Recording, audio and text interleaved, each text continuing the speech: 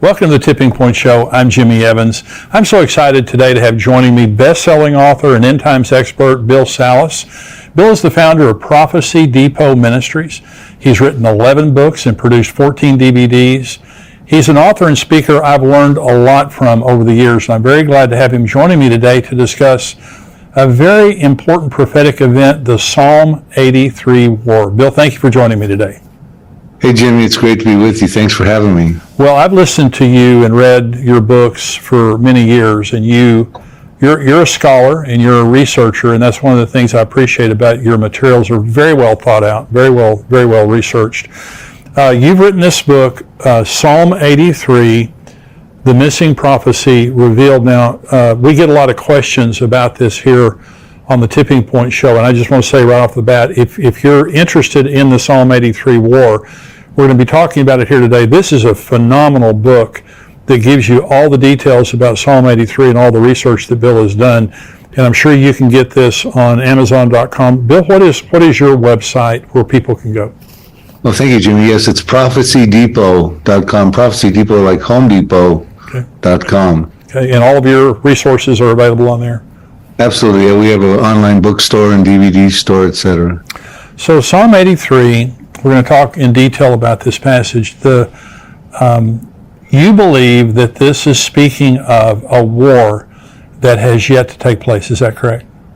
Well, I do. That's what I teach. I believe it is actually the climactic concluding war that ends the Arab-Israeli conflict. Land for Peace deals have not been working. They're not biblically endorsed. But there's a plethora of prophecies that I believe are related to Psalm 83 that talk about war, that talk about Israel defeating its surrounding enemies that share common borders with them, and all of them are listed in Psalm 83. So I do believe it's a coming war that has not found fulfillment yet. Well, Asaph, the Psalms are written by different people, but Asaph wrote Psalm 83, and you believe that's significant, right? I do, because about 3,000 years ago, Asaph was a very close friend with King David. He was King David's worship leader. Matter of fact, they probably jammed together and did praise and worship on the Sabbath, right? Yeah. And he was a worship leader, but he was also a prophet.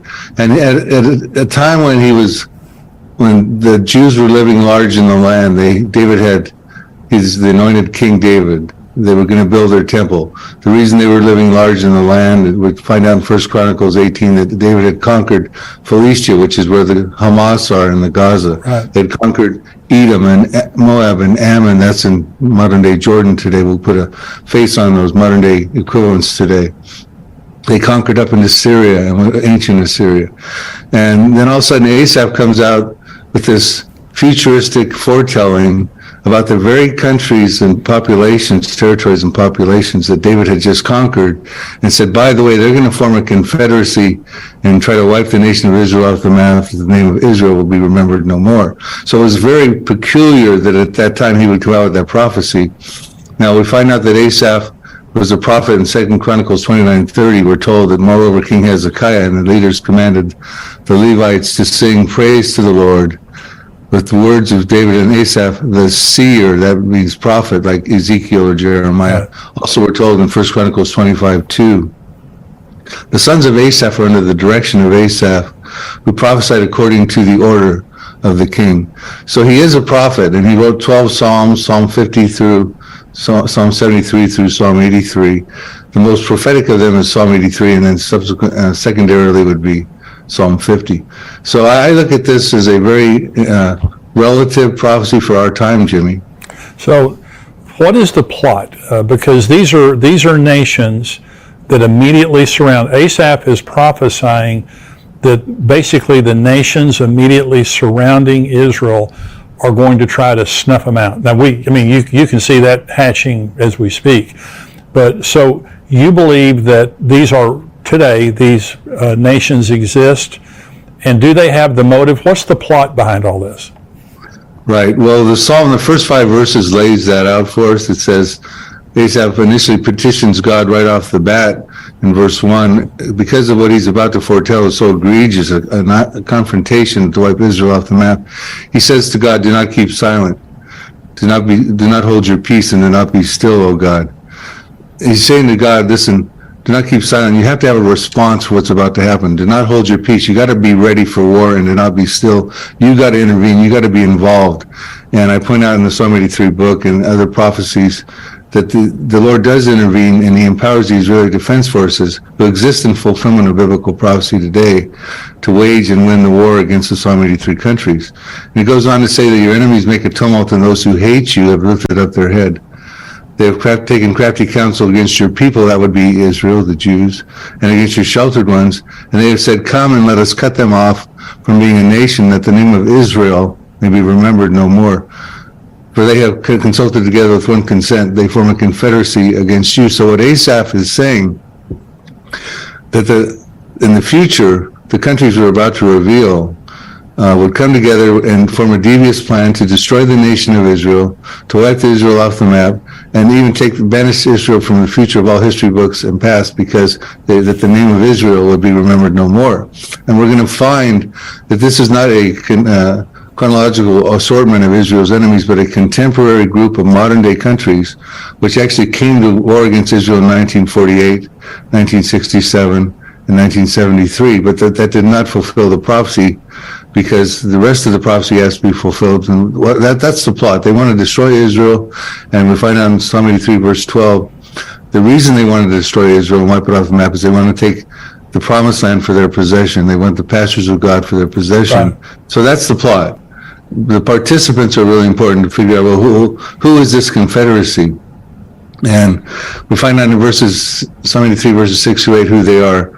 And of course, he talks about them in their ancient names: Moabites, Ammonites, Edomites, Gigabytes, Megabytes. Although they didn't have gigabytes and megabytes back then. Right? So we have, in the Psalm 83 book, we put forward faces and maps as to who they are. But he says right in the beginning, he goes, the tents of Edom, there's 10-member population, and the tents of Edom is the lead participant. He says the Ishmaelites, that would be Saudi Arabia. I'll tell you who the tents of Edom are in just a minute, in my estimation. Okay. Moab, that would be central Jordan. The Hagarenes, that would be Egypt. Gebal, that would be Lebanon. Ammon, that would be northern Jordan. Amalek would be down in the Sinai. Philistia, that's where the Hamas are in the Gaza. And the inhabitants of Tyre, so he's listed two populations so far in a habitation condition: the tents of Edom and the inhabitants of Tyre. Tyre would be in Lebanon, and that's where the Hezbollah hail from right now. Assyria has joined with them, and they have helped the children of Lot. So one of the members, Assyria, is actually helping the children of Lot, which is Jordan. Moab and Ammon were the children of Lot. So they're involved and integrated into actually helping another participant in the Confederacy. But the thing that's fascinating to me is he says the tents of Edom. He starts right off the bat. So whenever you see a member listed first in a Confederacy, that's really significant. It's sort of like the star of a movie. When you see the credits at the end of the movie, the stars are listed first, then the cast and crew subsequently come rolling onto the screen. But he says Edom is the star of this show, so to speak. But he puts them in a habitation condition. The tents of Edom, tents represent biblically either military encampments or more prominently refugee conditions. Right. And the Edomites, as I traced through in my Psalm 83 book, have ethnical representation in the Palestinians today. Not all the Palestinians are of Edomite descent, but a majority of them are. And when we find them in a condition of refugee conditions, which happened as a result of the 1948 war, the tents of Edom became a reality when Israel came back in the land and the Arabs lost that 1948 war. And their plight is what's being bannered here, the Palestinian plight. They want a Palestinian state. They want to take the pastures of God for possession so they can have another Arab state. And of course, we see that there's our presidents and the international community trying to broker two-state solutions, etc. So I think we're watching this unfold and living color in modern times, Jimmy. Well, Bill, right now the United Nations had a select committee last week recommend that Israel be tried in an international criminal court at The Hague for their occupation of Palestine, the Palestinian lands, beginning in 1967. This goes back to the invasion in 1967. And so this is a committee, but if the United Nations passes this and they end up going to International Criminal Court, of course, Israel's not going to recommend whatever they do, but it could could be the first step toward an invasion. So how do you see this all coming out? I mean, we know that God's going to supernaturally give the IDF the ability to protect Israel. How do you believe this thing is going to take place, and what do we see right now that's leading toward that? Well, if you want my speculative scenario about what's on my radar screen, Jimmy, I would say basically what we're going to see happen is a sequence of events, prophetic events. One thing's going to happen probably in the near future, and it's going to lead to a succession of events on the heels of that event. And my suspicion is that Israel is going to strike Iran. And if they strike Iran, that's going to create a big issue because Iran has proxies surrounding Israel. Hezbollah in Lebanon, there's 150,000 missiles pointed at Israel. Some of those are precision guided, could hit within a 20-foot radius. They could hit Tel Aviv. They could take out Ben Gurion Airport. They've got a bank of targets. You got Hamas down in the Gaza, right, who says we can match Hezbollah by lobbing at least 1,000 missiles a day into Israel. You got Syria, who used chemical weapons over 300 times in their Syrian revolution with Bashar al-Assad there. Right. They could be lobbing chemical weapons into Israel. You got the Houthis down below Saudi Arabia who say they can also hit Tel Aviv with precision-guided missiles they've gotten from Iran. You got Shia militias in Iraq. I believe that an attack on Iran would be also prophetic as well, because there's two prophecies of Iran in the end times. One of them is in Ezekiel 38. Right. Ezekiel 38:5, it's under the banner of Persia. Persia became Iran in 1935. It was renamed.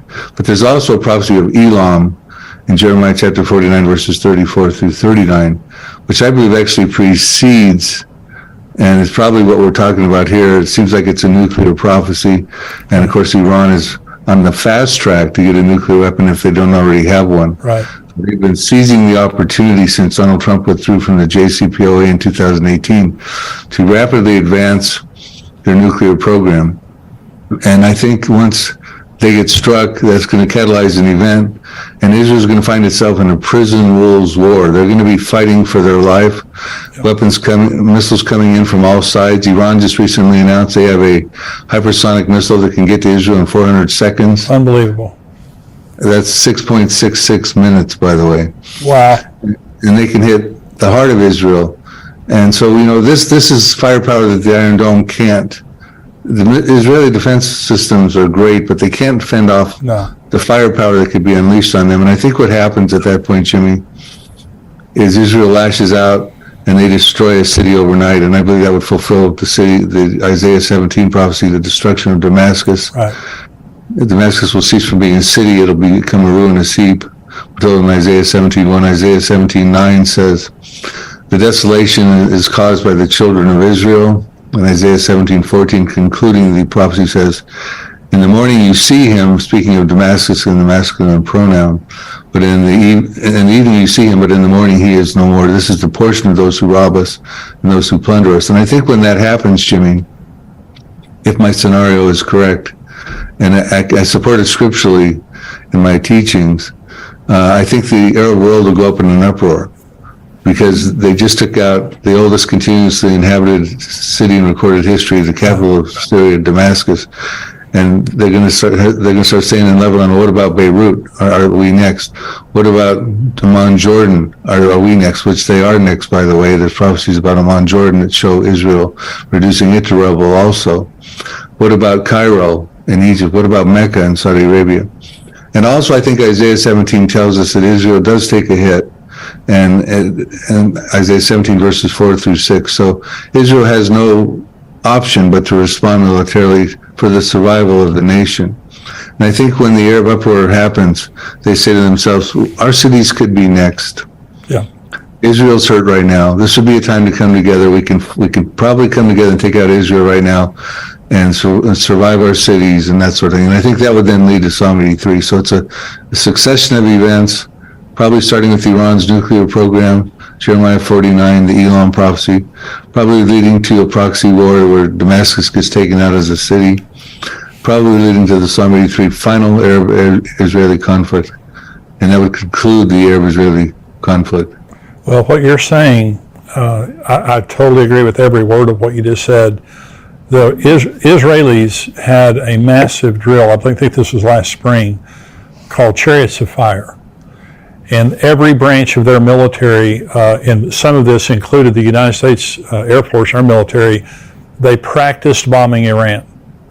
And there were two separate, things that they were doing. The first is they put $5 billion in their budget this year to bomb Iran. That's significant. The second thing is, once they bomb Iran, the second part of Chariots of Fire was protecting their boundaries after they finished, because they know exactly what you just said is going to happen. So this is not a fairy tale. This is happening. I mean, the Israelis are considering this right now. Another significant thing is Benjamin Netanyahu just got elected prime minister. And so we have a very ultra right-wing government now, the newly elected government there in Israel. And if anyone would strike Iran preemptively, it would be Benjamin Netanyahu. But what you were saying, Bill, a new part of this equation that's just, to me, just a couple of weeks old, is the hypersonic missile. That Iran begins to brag about being able to strike in 400 seconds. That's like waving a red flag in front of a bull. When you say that to Israel, they're already on edge. But when they have to consider 6 minutes, 6.666, that they have to consider that type of strike, they have to, at some point, preemptively strike Iran. So I completely agree with what you just said. Now let's talk about how does Israel, what does God do, according to Psalm 83, that gives the Israeli Defense Forces the ability to supernaturally defend their nation? Well, it's interesting because the prophecy goes on. See, some people think, first I want to add a couple of things to what you just said, because what you just said was very telling. And there's a part 3 in that Chariots of Fire drill that Israel did also, and they were preparing for casualties that would come upon them inside of the country, aware of the fact that with the kind of firepower that could be launched against them, that they would likely experience casualties, especially concerns about chemical weapons and things like that coming through. Now, to get back to your question, Asaph, some people think that Psalm 83 was fulfilled in 1948, the War of 1948, the War of Independence, because the countries we listed that were, again, we're going to go through those that were in Psalm 83 verses 6 to 8. You had Lebanon, Syria, Iraq, Jordan, Saudi Arabia, Egypt. The Palestinians would be there as the tents of Edom. You'd have the Gaza would be where the Hamas are today. Hezbollah is up in Lebanon. You know, these countries have Israel surrounded. I call them an inner circle of countries. Versus Ezekiel 38, which is a prophecy your listeners may be, or viewers may be familiar with, which deals with an outer ring of countries. None of the Psalm 83 countries that share common borders with Israel, that have been Israel's notorious enemies. Right. None of them are in Ezekiel 38. I believe that's because they're dealt with it prior in Psalm 83. Because why wouldn't they be? Why wouldn't they be in Ezekiel 38 when you have Iran involved, and Iran has its proxies? And Ezekiel 38, if they're familiar with that prophecy, your viewers, Russia's coming down with Turkey, Iran, and the coalition of 9 to the uttermost parts of the north, into the mountains of Israel from the north. And they'd have to go through Lebanon where Hezbollah is. Why would Hezbollah not be involved? Well, I think that's because Psalm 83 happens prior. But because the countries we just listed were involved in the 1948 war, some people think that was a fulfillment of the prophecy. But that takes us through Psalm 83, 1 through 8, not Psalm 83, 9 through 18, which there's all those extra verses we got to deal with in the Psalm. And Asaph petitions God when he said, do not be still, do not hold your peace, do not be silent, O God. He says, deal with them as with Midian, as with Sisera, as with Jabin at the brook of Kushan, who perished at Endor. And he goes through and talks about, he draws our attention to how he wants God to deal with the Arab enemies. And he draws our attention back to Judges chapters 4 through 8. And it's this historical precedent where God at that time, through Deborah, Judges 4 and 5, the prophetess, the Canaanites had oppressed Israel for 20 years. She got her general Barak, and they went and defeated the Canaanites. They killed the king Jabin. Sisera was defeated, and the Canaanites never oppressed the Jews again. And then he draws our attention to Judges 6 through 8, where Gideon was involved with a 300-man army against the Midianites, who had oppressed Israel for 7 years. plundered it and oppressed it. And Gideon said, God told Gideon, you're going to stop this oppression. You're going to defeat them, their kings, their princes, Orb and Zeb, Zalmunna, etc. And the Midianites were defeated, and they no longer ever oppressed Israel again. So we see that the Arab countries around Israel right now are still oppressing the Jews. Oh, yeah. This was not fulfilled. Well, so the series of events that you're talking about, when you say that the Psalm 83 war is this ring of countries around Israel, you believe that then would lead to the Ezekiel 38 and 39 war soon thereafter. Is that right? I do. So let's talk about a few prophecies that are unfulfilled that I think are about to happen, and I think they're border prophecies or peripheral prophecies of Psalm 83. Okay. We're told in Zechariah 12, verse 2, that behold, I will make Jerusalem a cup of trembling or dizziness in some translations, unto all the people that are round about the inner circle, when they lay siege against both Judah and against Jerusalem. So someday, the Psalm 83 countries are going to make a final bid to take control of Jerusalem. Jordan has control of the Temple Mount right now, which is a controversial thing, because now with the religious right wing coming into the coalition with Benjamin Netanyahu, there's concerns that the status quo on the Temple Mount might change. Yes. And if that happens, Jordan's going to be very concerned about that, as are the Palestinians. Half of Jordan is filled with Palestinians, about 5 million Palestinians. About 2.5 million of them are Palestinian refugees. And their hope is that they get control of the Temple Mount, which is the third holiest, Jerusalem's the third holiest city in Islam. But it goes on and says, someday they're going to lay siege upon it.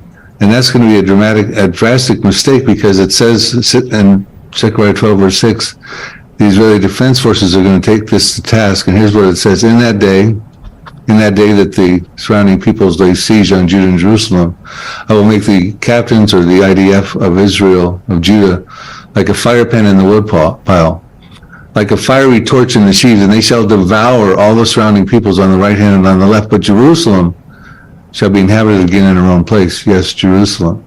So we have a sort of a blanket prophecy with the Israeli Defense Forces defeating the people on the right hand and on the left hand of the surrounding countries that are part of Psalm 83 decisively. A fiery torch devouring sheaves like kindling. I mean, there's no shortage of prophecies I put forward in the book about the Israeli Defense Forces winning wars. Here's one right here. So I told you that Jordan will be concerned if they see Damascus go up in smoke. Okay. Well, they should be, because, and remember, Jordan has a fragile peace treaty with Israel right now. It's going to be threatened when the status quo changes on the Temple Mount. And we know the status quo is going to change on the Temple Mount someday, because the Jews will build a third temple. And that means they can't have the status quo the way it is right now. Right now, the Jews can't even go up and pray on the Temple Mount. They're not supposed to. So things are going to change eventually, and I believe that eventually is probably soon, maybe even in 2023. But so it says here about Jordan, you don't find the peace treaty in these next two prophecies I'm going to tell you. And Jordan is listed in Psalm 83.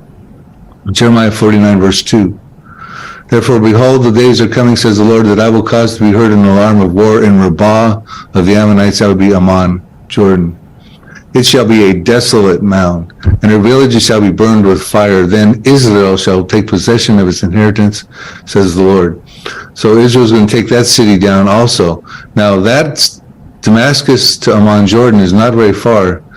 I mean, you can drive there in just 2, 3, or 4 hours. So, I mean, Ammon, Jordan's going to be reduced to rubble pretty much like as was Damascus. Zephaniah gives us a different camera angle on I think the very same prophecy. Now, these are unfulfilled prophecies, Jimmy, and they involve the Israeli Defense Forces. And for various reasons, time permitting, I can tell you why they will happen before the tribulation period. But I'll read this one here. And I mean, there's no shortage of the Israeli Defense Forces dealing with the Psalm 83 countries. This will be probably the last one I'll tell you about right now, and then we can get into the other questions. Zephaniah 2, verses 8 through 9. I have heard the reproach of Moab, that's central Jordan, and the insults of the people of Ammon, that's northern Jordan, which they have reproached against my people and made arrogant threats against their borders. But the residue of my people shall plunder them, and the remnant of my people shall possess them. So what's going to happen is there's going to be a war. Israel's going to start annexing territory. They're going to take over. I can show you all the different scriptures. They're going to take over, in my estimation, all of Jordan. Wow. And then when Israel wins wars, they have a history of annexing territory. Joshua did it 3,300 years ago in the land of Canaan. King David and King Solomon did it 3,000 years ago. Israel did it in the 1967 war.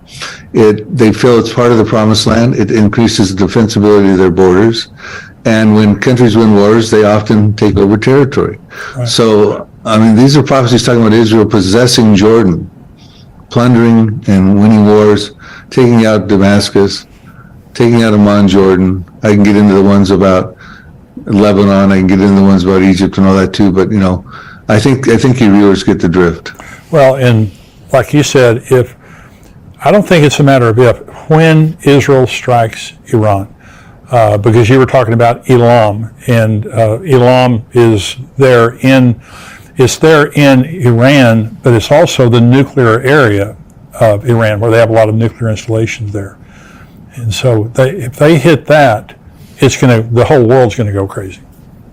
Right. That prophecy is, to me, one of the most important ones to be watching. I have a book I wrote called Nuclear Showdown in Iran, revealing the ancient prophecy of Elam. And I get into that prophecy.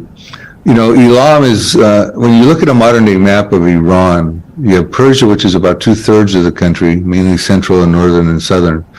But west and west central is Elam, an ancient territory, and they're always isolated from each other as far as territories by the Zagros Mountains. Right. Now, in the Elam territory, they have all these underground missile silos and portable rocket launchers hidden there, because that's the closest point from Iran to get to Israel. Right. Like I said, they had missiles that could get there in 8 minutes. Now they got hypersonic missiles, which Iran is boasting cannot be detected and stopped by Israel's defense systems. They can get there in 6.66 minutes, now 400 seconds. So they're boasting. But so that's a prime territory to be attacked, because that's where all the rocket launchers and most of them are located there and buried underground. Also, you have the Bushehr nuclear reactor there, which is the crown jewel of Iran's nuclear program. That is Bushehr 1, it's right in the Elam territory. It's a nuclear disaster waiting to happen. It's built on 3 tectonic plates. Wow. And they've had earthquakes there. There's concerns about that. The Arabs across the Gulf, who are rich in oil but are poor in water, they have 2/3 of the world's desalinization plants over there in the GCC countries of Kuwait, Oman, Bahrain, UAE, Saudi Arabia, Qatar. They're very concerned about that disaster that could happen, whether it's an earthquake or an attack, because they've done a study after an earthquake. I think it was in 2013. They reported that due to wind patterns, that within, I think, 24 hours or so, they said, and I wish I had the quote in front of me, but 40% to 100% of the populations could be hurt, devastated, because of the wind patterns and the nuclear fallout coming across the Gulf. Wow. They said only 10% of Tehran could be hurt because of those Zagros Mountains. The fallout would be blocked by those mountains. So, you know, we're talking about dynamics now that you're not hearing on the mainstream media or the censored social networks. Right. This is the biblical narrative and prophetic perspective. Well, it's fascinating. Now, you believe that the Psalm 83 war is pre-tribulation, right? I do. And so let's talk about the Antichrist for just a minute, because the Antichrist is going to take the world stage then after the Psalm 83 war, and I also believe after Ezekiel 38 and 39. I believe those pretty much coincide. So the Antichrist is going to take opportunity, kind of like after the Holocaust, and the world had sympathy for Israel. Do you think that's what's going to happen after God takes the glory for this? I do, and I concur with you. I think there's sound reasons, especially with Psalm 83 and also with Ezekiel 38, to make them both pre-tribulation. I think there's sound reasons to sequence them Psalm 83 first, which enables Israel to dwell securely, tear down the walls that they have on the borders around them. They've got walls to the north with Lebanon. They got a partition wall that's 400 plus miles in the middle of Israel that separates Palestinian terror from Israel proper. They got walls down around the Gaza. They got walls around Egypt separating. They got walls separating Jordan. And Ezekiel 38 talks about a time when Israel will dwell securely in the midst of the land, without walls, bars, nor gates, and receive of great plunder and booty, because that's what Russia comes after. And I don't think that Israel exists just yet, but it can exist when the people round about Israel Right. that are going to lay siege upon Judah and Jerusalem were defeated. And so I see Psalm 83 happening, and I can explain why both of these prophecies, but especially Psalm 83, which involves the Israeli Defense Forces. Ezekiel 38 does not involve the Israeli Defense Forces. That's right. God stops that supernaturally with an earthquake. The enemies who speak foreign languages will start killing each other. They'll panic. There'll be fire, great hailstones, flooding rains. Right. And God takes the glory for that. It says in Ezekiel 39:7, after that happens, I will make my holy name known in the midst of my people Israel. They shall not profane my holy name anymore. The nation shall know I am the Lord, the Holy One in Israel, which required two things. He said, my people Israel. Okay, well, that means the Jews couldn't have been destroyed in the Holocaust. They had to be brought back into the land. Right. And that means the Psalm 83 Arabs can't destroy them also, because God has plans to make his holy name known through his people Israel. And they will say that the Holy One in Israel, meaning there had to be a land of Israel. The Arabs can't be successful in Psalm 83 and take the pastures of God.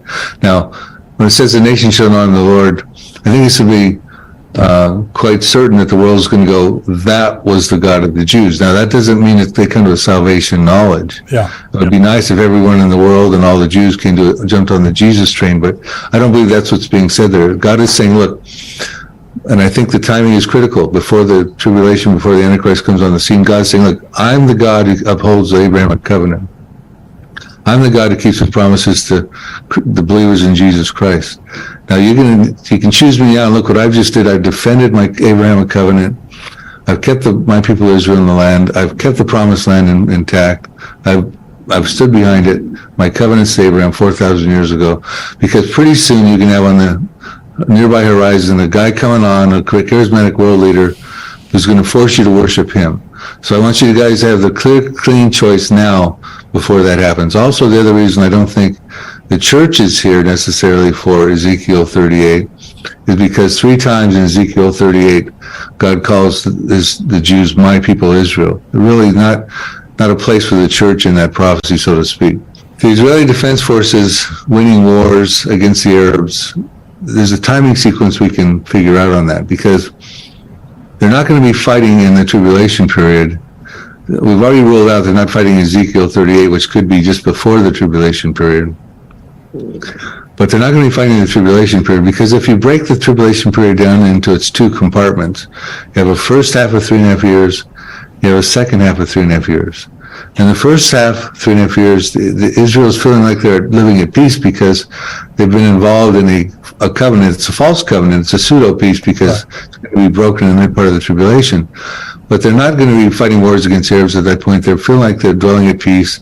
They got their temple built. They're doing sacrifices and offerings. And they're not going to be waging wars against the Arabs. As a matter of fact, they can't even stop the Antichrist at the mid part of the tribulation, right in the middle there, from going into the temple and stopping the sacrifices and offerings in fulfillment of Daniel 9:27. So then even Jesus said in Matthew 24, verses 15 through 19, when you see the Antichrist, when you see the abomination of desolation being set up in the temple, which we just talked about happens in the mid part of the tribulation when the Antichrist goes in and desecrates the temple, he says, flee for your lives, because he knows in Zechariah 13:8, 2/3 of the Jews in the land will be cut off and killed, because the Antichrist at that point is going to come out of the temple and commit a genocidal campaign against the Jewish people. So the Jews are going to be fleeing for their lives in the second half. If anything, they're going to pick up a weapon on their way out and use it, not burn it for fuel or convert it to energy. Because, and they certainly won't be fighting Arabs at that point either. Right. The wars with the IDF, and there's numerous ones, in fulfillment of Bible prophecy, I put those before the tribulation for those very purposes. I think that makes perfect sense. Bill, I want to thank you for joining me today. Now, let me say again, your book, Psalm 83. Now, Bill has lots of end times books. Psalm 83, The Missing Prophecy Revealed, And there's so much in this book, and you've hit the highlights here. Anything else you want to add to that, Bill? I just recently completed a Here to Eternity series, which goes from the now prophecies that could happen at the present time to the next prophecies that have some minor preconditions, to the last prophecies which happen in the first half of the tribulation, to the final prophecies which happen in the second half of the tribulation, to the millennium and the New Jerusalem. So we now have materials available through books and DVDs, a series that can take the reader from now on and through the tribulation on into forever. And of course, I personally am a preacher, a rapture believer, so I don't believe every believer right now is be going through the tribulation, but there will be many people who get saved in the tribulation period. We find that out in numerous verses. So we have materials even that can be passed on to them, so they'll know what's coming and how to survive that treacherous period. But I would say in closing, Jimmy, and again, thank you for having me on your program. I think we need to realize that we're about at a time right now where Benjamin Netanyahu has to take action. Iran has got missiles now that can get to Israel in 6 minutes. They've got a nuclear program that is almost probably, if not already, has a nuclear weapon. Right. They want to wipe Israel off the map. They've made that clear. Ayatollah Khomeini has said on numerous times Israel is a cancerous tumor. These generals have said we want to take them off the global map. The proxies around Israel are hating Israel. I mean, I think we need to realize that coming into the new year with the new administration of Benjamin Netanyahu, we could start to see biblical things start to happen. We could start to see biblical wars happen. It's been 74 years since Israel became a nation. That was the last major fulfillment of biblical prophecies, but I think we got some coming right around the corner, Jimmy. That's exciting. It really is. Well, Bill mentioned his books. I have all of your books. Really encourage you to go to prophecydepot.com, and Bill's books and information are there. I know I've bought some of your stuff on Amazon too. God bless you. Wonderful ministry. I want you to come back with me here in the near future. I want to talk about the nuclear showdown in Iran, your book on that. I'd love to. Absolutely, Jimmy. God bless you, Bill. Thanks for being with me. God bless you. Thank you. We're going to go now to the subscriber portion of our program. If you're watching this on YouTube and you're not a subscriber to endtimes.com, I encourage you to go to endtimes.com. It's $7 a month, $77 a year. You can watch the entire Tipping Point podcast, plus all the other things that we put out, videos and all the articles that we put out all week long. $7 a month, $77 a year. We want you to become a subscriber on endtimes.com. If you are a subscriber, we're going to go now to the subscriber portion. You cannot watch all of the podcast on YouTube. You have to go to endtimes.com or respond to the email that we sent you as a subscriber. Stay tuned.